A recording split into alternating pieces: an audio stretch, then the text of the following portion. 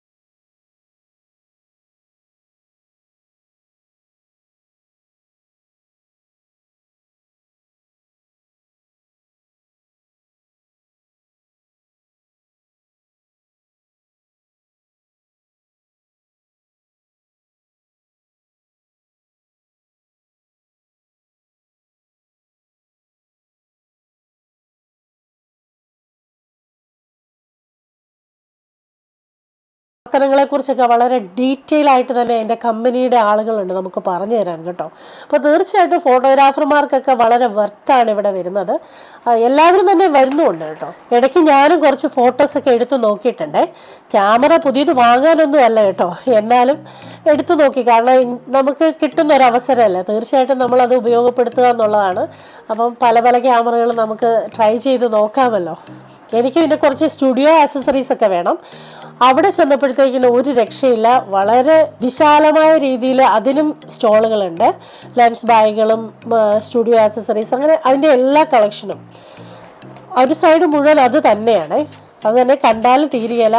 ഭയങ്കര വെറൈറ്റികൾ, ഓരോരോ അപ്ഡേഷൻസും പുതിയ പുതിയ ഓരോരോ വെറൈറ്റി സാധനങ്ങളൊക്കെ ഉണ്ട്.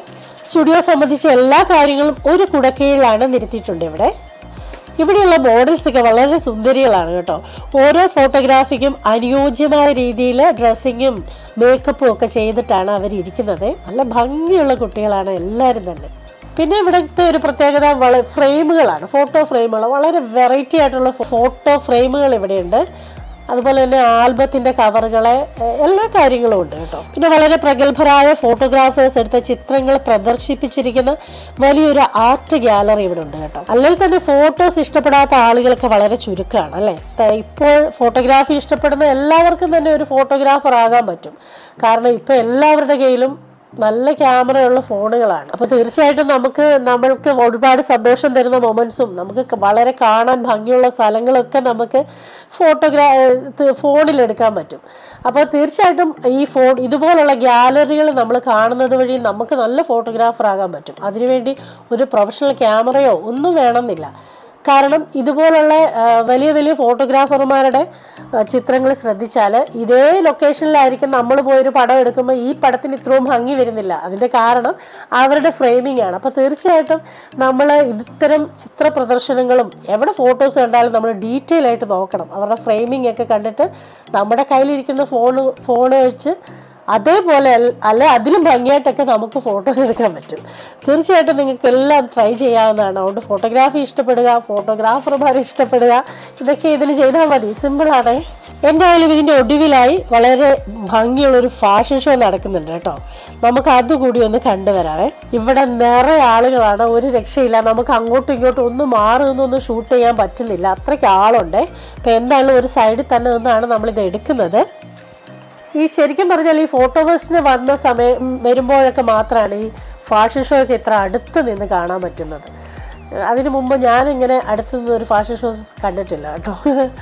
എനിവേ ഈ വീഡിയോ നിങ്ങൾക്ക് ഇഷ്ടപ്പെട്ടാൽ തീർച്ചയായിട്ടും ലൈക്ക് ചെയ്യണം, കമൻറ്റ് ചെയ്യണം, ഷെയർ ചെയ്യണം. അതുപോലെ തന്നെ ഈ വീഡിയോ കാണുന്ന ആരെങ്കിലും നമ്മുടെ ചാനൽ സബ്സ്ക്രൈബ് ചെയ്തിട്ടില്ലെങ്കിൽ ഒന്ന് ചെയ്തേക്കണേ. താങ്ക്